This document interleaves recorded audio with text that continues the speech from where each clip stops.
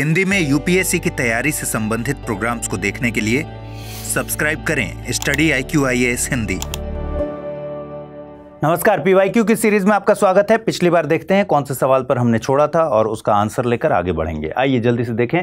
मूल अधिकार, DPSP और मूल कर्तव्य, ये वाला पार्ट चल रहा है। मैंने आपसे पूछा था यूपीएससी ने पूछा था। यूपीएससी ने 2020 में सवाल पूछा था, भारत के संविधान के भाग 4 में अंतर्विष्ट प्रावधानों के संदर्भ में निम्नलिखित कथनों में से कौन सा से सही है यह है।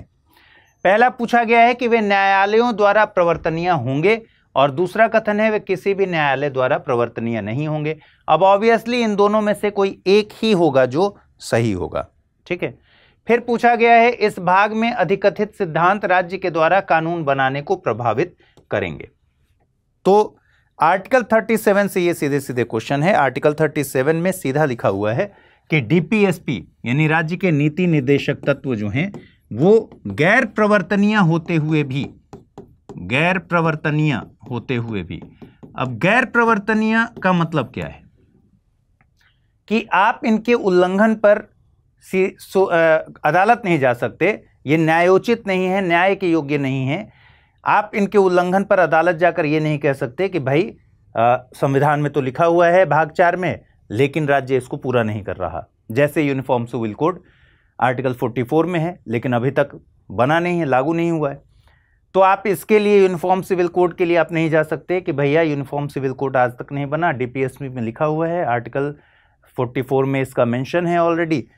क्यों? क्योंकि ये गैर प्रवर्तनीय है, ठीक है। और आर्टिकल 37 साफ साफ कहता है कि राज्य के जो नीति निर्देशक तत्व हैं वो गैर प्रवर्तनीय होते हुए भी शासन के लिए मूलभूत सिद्धांत है, मूलभूत हैं। और दूसरी बात कि राज्य विधि बनाने में इसे प्रयुक्त करेगा, इसका इन सिद्धांतों के हिसाब से विधि बनाएगा। तो आर्टिकल 37 पर ही ये पूरा क्वेश्चन बेस्ड है, ठीक है। आर्टिकल 37 भाग 4 में है, राज्य के नीति निर्देशक तत्व में। सीधा सीधा है। चलिए, न्यायालयों द्वारा प्रवर्तनीय होंगे, गलत है, जबकि मूल अधिकार न्यायालयों द्वारा प्रवर्तनीय है, ठीक है। आर्टिकल 32 अपने आप में एक मूल अधिकार है जिसमें आपका मूल अधिकार उल्लंघन हो जाने पर आप सीधे सुप्रीम कोर्ट जा सकते हैं और सुप्रीम कोर्ट में रिट पिटीशन दाखिल कर सकते हैं, ठीक है। किसी भी न्यायालय द्वारा प्रवर्तनीय नहीं होंगे, ये बात बिल्कुल सही है। और ये सिद्धांत राज्य के द्वारा कानून बनाने को प्रभावित करेंगे, ये भी बात बिल्कुल सही है, क्योंकि आर्टिकल 37 में यही लिखा हुआ है। तो केवल 2 और 3 इसका सही उत्तर है, आंसर इसका D है, ठीक है। चलिए आगे बढ़ें। भारत में न्यायपालिका का कार्यपालिका से पृथक्करण किससे व्यादेशित है? संविधान की उद्देशिका के द्वारा, राज्य की नीति निर्देशक तत्वों के द्वारा, 7वीं अनुसूची के द्वारा और परंपरागत व्यवहार के द्वारा। देखिए 7वीं अनुसूची में तो शक्ति का बंटवारा है, शक्ति का विभाजन किसके किसके बीच में है?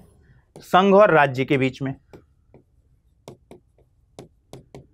मैंने पिछली बार भी आपको बताया था कि 7वीं अनुसूची में 3 तरह के लिस्ट बने हुए हैं। वो लिस्ट कौन कौन से हैं? एक तो संघ सूची है जिसको आप कहते हैं यूनियन लिस्ट, स्टेट यानी राज्य सूची, स्टेट लिस्ट, और तीसरी सूची है, एक ये हो गया, 2 ये हो गया, और तीसरा है कॉन्करेंट लिस्ट या फिर समवर्ती सूची,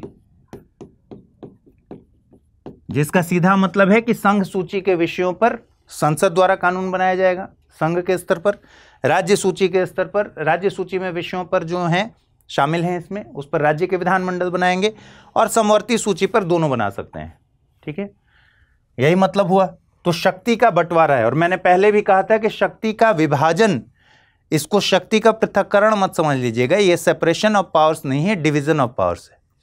तो 7वीं अनुसूची द्वारा तो ये तो ऐसे ही गलत होगा, परंपरागत व्यवहार द्वारा ये भी गलत होगा, संविधान के उद्देशिका द्वारा, अगर आपको आर्टिकल नहीं याद है तो ऐसे निकाल सकते हैं, ठीक है, क्योंकि संविधान की उद्देशिका में आपको पता है कि क्या क्या चीजें बताई गई हैं। भाई संविधान का स्रोत बताया गया है, संविधान की प्रकृति बताई गई है, संविधान का उद्देश्य बताया गया है, ठीक है, और संविधान तिथि बताई गई है कि लागू होने की तिथि क्या है, लागू होने के विषय में, ठीक है, लागू होने की तिथि नहीं बताई गई, सॉरी, कब अधिनियमित किया गया, स्रोत, प्रकृति, उद्देश्य और अधिनियमित या अंगीकृत होने की तिथि, ठीक है, 26 नवंबर 1949। ये सब आप पढ़ते ही हैं, तो इसमें तो हो नहीं सकता। अब बच गया राज्य के नीति निर्देशक तत्व। राज्य के नीति निर्देशक तत्वों में अगर आपको आर्टिकल 50 पता है तो आर्टिकल 50 सीधे सीधे कहता है कार्यपालिका और न्यायपालिका के बीच पृथक्करण की प्रयास करना है राज्य को, ठीक है। देखिए 1973 तक क्या स्थिति थी, 1973 तक जब तक सीआरपीसी नहीं आया था तब तक की स्थिति ये थी कि बहुत जो एग्जीक्यूटिव होते थे, डीएम, डिस्ट्रिक्ट का मजिस्ट्रेट जो होता था, वो कई मामलों की सुनवाई करता था, यहां तक कि आपराधिक मामलों की भी सुनवाई करता था, आपराधिक कुछ मामलों की भी सुनवाई कर लेता था। और डीएम क्या है, एग्जीक्यूटिव का पार्ट है। तो कार्यपालिका और न्यायपालिका के बीच पृथक्करण शुरू से नहीं था इसका मतलब, लेकिन 1973 में जब सीआरपीसी लागू हो गया उसके बाद अब आपराधिक मामलों में डीएम सुनवाई नहीं करता, सिर्फ और सिर्फ न्यायपालिका से सुनवाई होती है। तो यही आर्टिकल 50 में कहा गया था कि कार्यपालिका और न्यायपालिका के कार्यों का पृथक्करण के बारे में प्रोविजन है। तो ऑप्शन बी इसका सही उत्तर है। चलिए आगे बढ़ें, उससे मैं पहले बता दूं कि 19 सितंबर सुबह 8 बजे एक बैच आ रहा है और ये बैच इस समय बहुत ही कम कीमत पर है, 21,500 रुपये में है। तो अगर आप चाहें इसमें एडमिशन ले सकते हैं, ठीक है। ये ऑफर अब खत्म हो गया है डबल वैलिडिटी वाला, तो इसको अभी आप कंसिडर मत कीजिएगा। अमृत लाइव कोड यूज करने पर आप इस बैच में, प्रतिज्ञा प्लस बैच में एडमिशन ले सकते हैं। इस बैच में जो भी प्रारंभिक परीक्षा पास करेगा उसकी पूरी फीस वापस हो जाएगी और हर हफ्ते एक टेस्ट चल रहा है जिसमें फर्स्ट रैंकर को 11,000 रुपये जीतने का मौका मिलता है। तो आप चाहें तो अपने इस कोर्स को अपनी तरफ से, अपने उद्यम से फ्री करा सकते हैं, ठीक है। साथ ही बाकी सुविधाएं जो किताबों का 18 किताबों का सेट है, 1000+ घंटों की लाइव कक्षाएं हैं, सी सेट है, निबंध है, ये सारी चीज़ें आपको मिलेंगी और बाकी क्रक्स वगैरह सब कुछ मिलेगा। चलिए अमृत लाइव कोड यूज़ कर लीजिएगा और अमृत लाइव कोड यूज़ करके एडमिशन ले सकते हैं, ठीक है। भारत के संविधान का कौन सा अनुच्छेद अपनी पसंद के व्यक्ति से विवाह करने के किसी व्यक्ति के अधिकार को संरक्षण देता है? 2019 का ये सवाल है,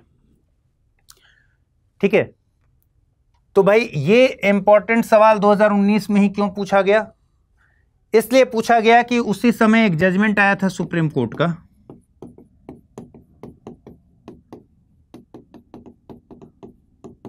ठीक, और जजमेंट आया था हादिया केस में, हादिया केस में। ये केस 2018 में इसका जजमेंट आया। हालांकि केस पहले केरल हाई कोर्ट गया, केरल हाई कोर्ट से फिर हादिया के पक्ष की हार हुई, उसके बाद फिर सुप्रीम कोर्ट में अपील हुई और सुप्रीम कोर्ट में फाइनली इनके पक्ष में जजमेंट आया। केस क्या था?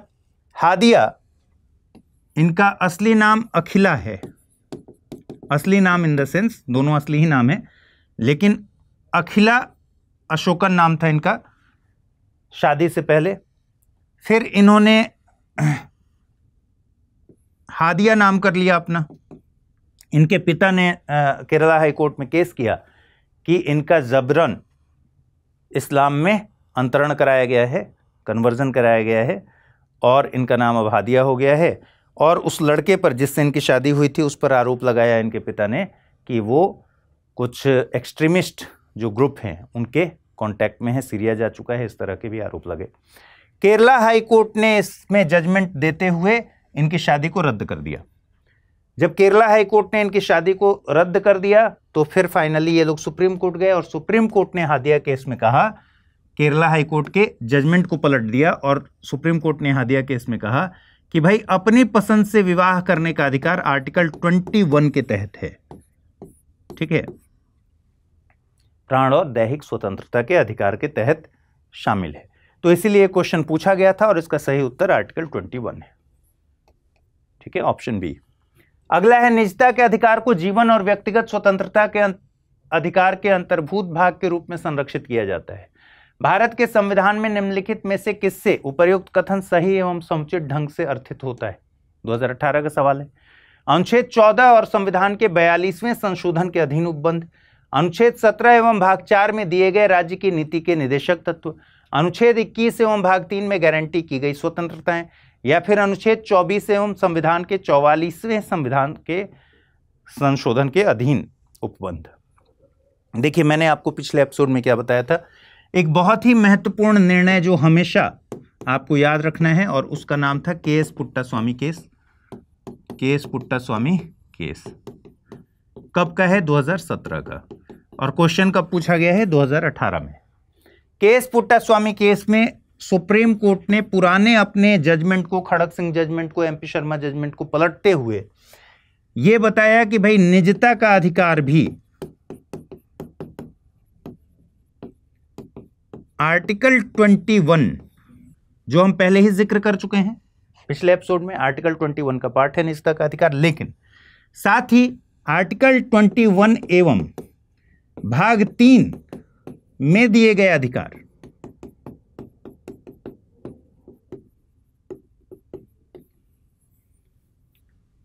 में शामिल है।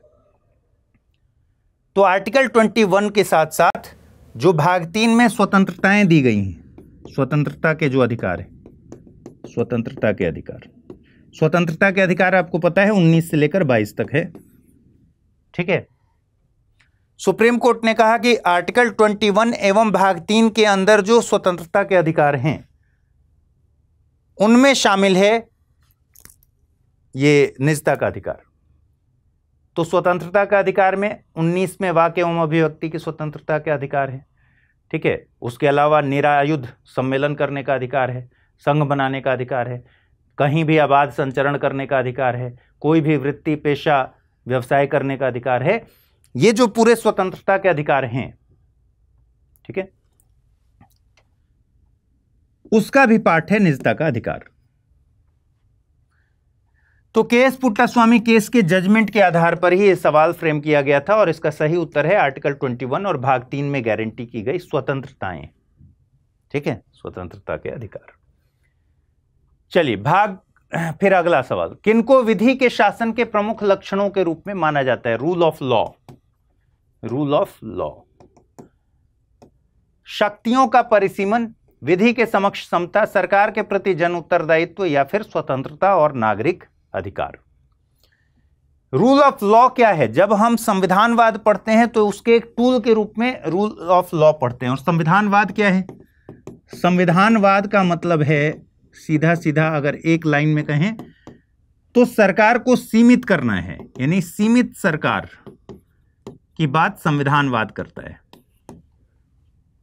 ठीक है, सीमित सरकार का मतलब है कि सरकार मनमाना नहीं कर सकती, सरकार मनमानी नहीं कर सकती। ठीक है, और सरकार मनमानी नहीं कर सकती, संविधान में सब कुछ इसीलिए तो वर्णित है कि सरकार मनमानी ना करे। तो कार्यपालिका के मनमाने पर रोक लगाने की बात संविधानवाद है, और संविधानवाद इसका मतलब है कि सरकार को सीमित करने की बात करता है। और सरकार सीमित कब होगी? जब उसके एक उपकरण के रूप में रूल ऑफ लॉ रहे, विधि का शासन हो। विधि का शासन ब्रिटिश राजनीतिक जो चिंतक थे, डायसी ने विधि का शासन का सिद्धांत दिया था। और रूल ऑफ लॉ विधि की सर्वोच्चता की बात करता है। ठीक है, विधि के समक्ष समता की बात करता है, विधि के सामने सभी समान होंगे और किसी को भी विशेषाधिकार नहीं होगा। विशेषाधिकार नहीं होगा। ठीक है, कानून के सामने, विधि के सामने, विधि सर्वोच्च है, विधि के समक्ष समता है, किसी को विशेषाधिकार नहीं है, जिसका मतलब है कि सामान्य अदालतों में, ऑर्डिनरी कोर्ट में समान कानूनों के जरिए सबकी सुनवाई होगी। ठीक है, तो आप देखिए शक्तियों का परिसीमन, निश्चित तौर पर यह शक्तियों का परिसीमन करता है। विधि के समक्ष समता विधि के शासन का ही एक पार्ट है। सरकार के प्रति जन उत्तरदायित्व ये इसका हिस्सा नहीं होगा, क्योंकि ये जनता के उत्तरदायित्व की बात ही नहीं करता, ये तो सरकार को सीमित करने की बात कर रहा है। स्वतंत्रता और नागरिक अधिकार ये भी रूल ऑफ लॉ से जुड़ा हुआ है। क्यों? क्योंकि कार्यपालिका को मनमाने पर उतारू नहीं करने देने, उससे रोकने का मतलब ही है कि व्यक्ति की स्वतंत्रता और उसके अधिकारों को वैल्यू देना, उसकी स्वतंत्रता और उसके अधिकारों को बनाए रखना। इसी के लिए तो राज्य को सीमित किया जा रहा है। तो 1, 2 और 4 इसका सही उत्तर होगा ऑप्शन सी।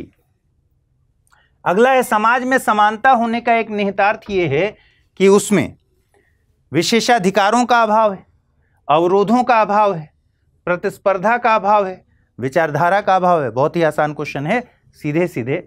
समानता कब होगी समाज में?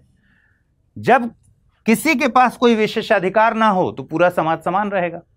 अगर आपने किसी को विशेषाधिकार दे दिया, विशेष अधिकार दे दिए, तो फिर समानता का सिद्धांत हिलने लगेगा। तो ये बहुत सीधा स्पष्ट सवाल है कि भाई समाज में समानता का होने का एक निहितार्थ क्या है? विशेषाधिकारों का अभाव है समाज में। ठीक। अगला सवाल है निम्नलिखित कथनों में से कौन सा एक सही है? 2017 का सवाल है। अधिकार नागरिकों के विरुद्ध राज्य के दावे हैं। अधिकार वे विशेषाधिकार हैं जो किसी राज्य के संविधान में समाविष्ट हैं।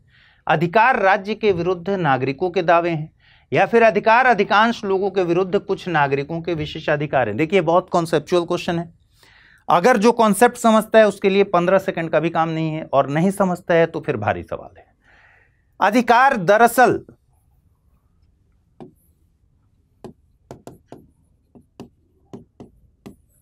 किसको मिले हुए हैं? अधिकार राज्य को मिले हुए हैं या व्यक्ति के अधिकार हैं? व्यक्ति को मिले हुए अधिकार है। तो भाग 3 भी आप जब पढ़ेंगे तो आप देखेंगे व्यक्ति और नागरिकों को अधिकार दिया गया है। नागरिकों के अधिकार। अगर आपको अधिकार दिया गया है, ठीक है, तो अधिकार आपका दावा है ना भाई। मैं अगर आपसे कहूं आपको यह अधिकार है, इसका मतलब आप इस बात का दावा करेंगे ना कि अगर आपने मुझे अधिकार दिया है, मान लीजिए आपको अधिकार दिया हुआ है कि आप किसी भी कक्षा में आकर पढ़ सकते हैं, ठीक है, और कल को अगर आपको रोक दिया गया कि आप इसमें नहीं पढ़ सकते, तो आप कहेंगे ना कि भाई ये तो मेरा राइट है, मेरा दावा है, मैं दावा कर सकता हूं ना कि भाई मुझे पढ़ने दिया जाए क्योंकि मेरा राइट है, आपने अधिकार दिया था मुझे। अब अधिकार अगर आपको दिया गया है, इसका मतलब ही है कि ये व्यक्ति और नागरिकों के दावे हैं। किसके विरुद्ध दावे हैं? ये अधिकार आपको प्राप्त हैं, किसके विरुद्ध आप दावा ठोकेंगे? जो रोक सकता है। कौन रोक सकता है? राज्य रोक सकता है। राज्य ही तो रोक सकता है, सरकार ही तो रोक सकती है। तो अधिकार राज्य के विरुद्ध व्यक्ति के दावे हैं या नागरिकों के दावे हैं, यही तो बात कह रहा है। अधिकार राज्य के विरुद्ध नागरिकों के दावे हैं, तो यही स्टेटमेंट सही है। पहला तो कह रहा है अधिकार नागरिकों के विरुद्ध राज्य के दावे हैं, तो कॉन्सेप्चुअली ये तो ऐसे ही गलत है, क्योंकि अधिकार नागरिकों को मिले हुए हैं, राज्य को नहीं मिला हुआ है। इसीलिए आप भाग 3 की भाषा में देखेंगे हर जगह क्या लिखा हुआ है, राज्य इस बात से नागरिकों को वंचित नहीं करेगा। किस पर लिमिटेशन लगाया गया है? राज्य पर। व्यक्तियों को तो अधिकार मिला हुआ है, उन अधिकारों का हनन राज्य नहीं करेगा, राज्य पर वो किया गया। और मान लीजिए अगर कर दिया तो इन अधिकारों का दावा है, अधिकार आपके दावे हैं, इसलिए आप सुप्रीम कोर्ट जा सकते हैं। आर्टिकल 32 के तहत आपको इस बात का भी मौलिक अधिकार है कि आप सुप्रीम कोर्ट जाकर वहां रिट पिटीशन दाखिल करके सुप्रीम कोर्ट से फैसला लेंगे कि भाई मेरे अधिकारों का हनन हुआ है, क्योंकि आपके दावे हैं। और किसके विरुद्ध है? राज्य के विरुद्ध। तो ऑप्शन सी इसका सही उत्तर है। अगला है, भारत के संदर्भ में निम्नलिखित में से कौन सा अधिकारों और कर्तव्यों के बीच सही है? अधिकार और कर्तव्य हमेशा एक दूसरे के पूरक होते हैं, यह ध्यान रखिएगा। अधिकार और कर्तव्य एक दूसरे के पूरक हैं, ठीक है। पूरक का मतलब क्या है? अधिकार के बिना कर्तव्य का कोई मतलब नहीं है और कर्तव्य के बिना अधिकार का कोई मतलब नहीं है।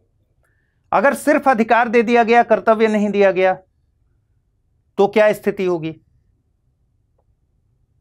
ठीक है भाई, आपको वोट डालने का अधिकार है, वोट डालने का अधिकार है, लेकिन आपका कर्तव्य भी तो है कि वोट डालें।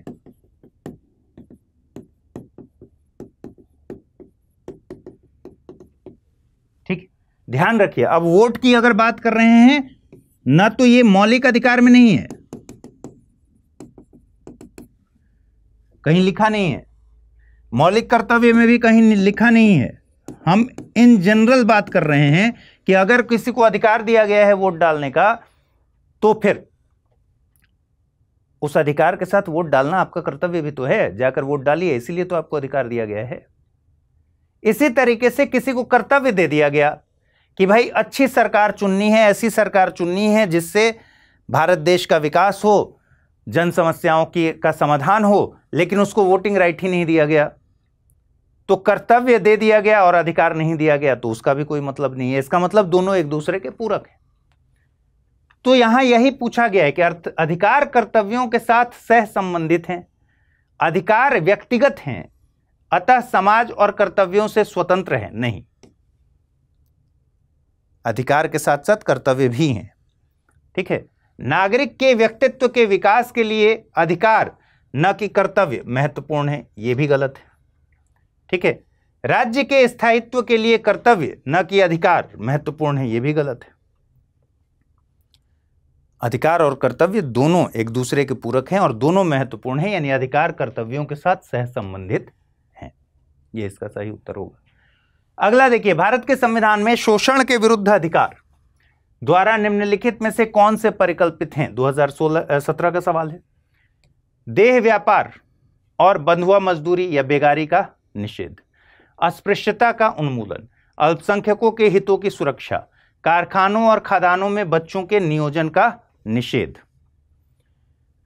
कह रहा है कि शोषण के विरुद्ध अधिकार। शोषण के विरुद्ध अधिकार भाग 3 में है, शोषण के विरुद्ध अधिकार,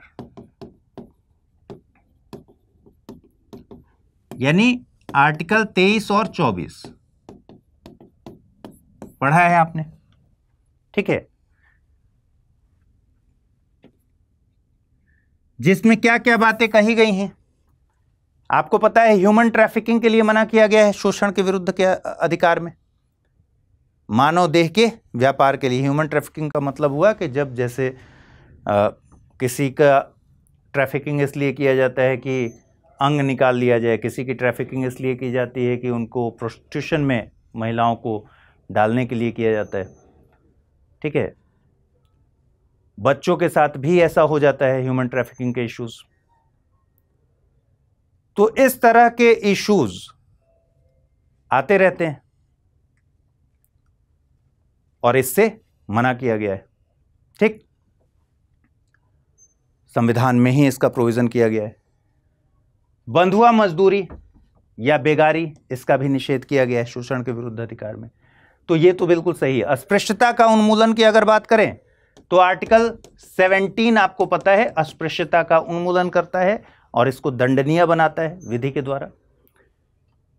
लेकिन हमसे पूछ रहा है शोषण के विरुद्ध अधिकार में क्या शामिल है, तो ये गलत हो जाएगा। अस्पृश्यता का उन्मूलन तो समता के अधिकार में शामिल है। आर्टिकल आपको याद है कि अगर समता का अधिकार किससे किस तक है? समता का अधिकार भाग 3 में आर्टिकल 14 से 18। स्वतंत्रता का अधिकार कहां से कहां तक है? 19 से 22। शोषण के विरुद्ध अधिकार कहां से कहां तक है?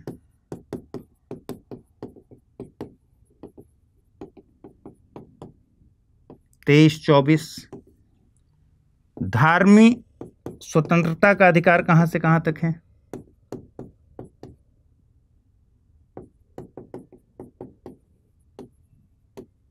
'ठीक है, ये सब आपको याद ही है, अब नीचे जगह नहीं है, आगे अपनी याददाश्त से काम चलाइए।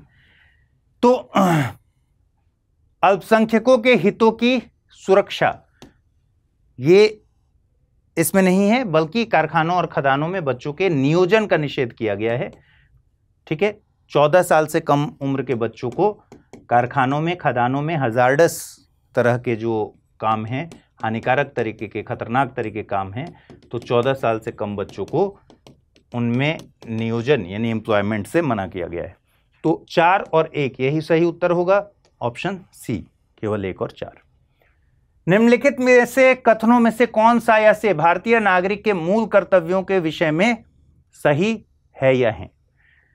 इन कर्तव्यों को प्रवर्तित करने के लिए एक विधायी प्रक्रिया दी गई है और वे विधिक कर्तव्यों के साथ परस्पर संबंधित हैं। कह रहा है कि कौन सा सही उत्तर है। देखिए, स्वर्ण सिंह समिति की सिफारिश पर, स्वर्ण सिंह समिति की सिफारिश पर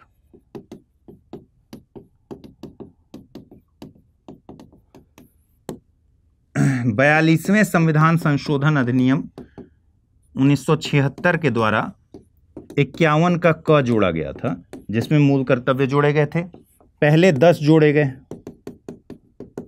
और बाद में एक और जोड़ा गया, तो अभी 11 हैं। ठीक है,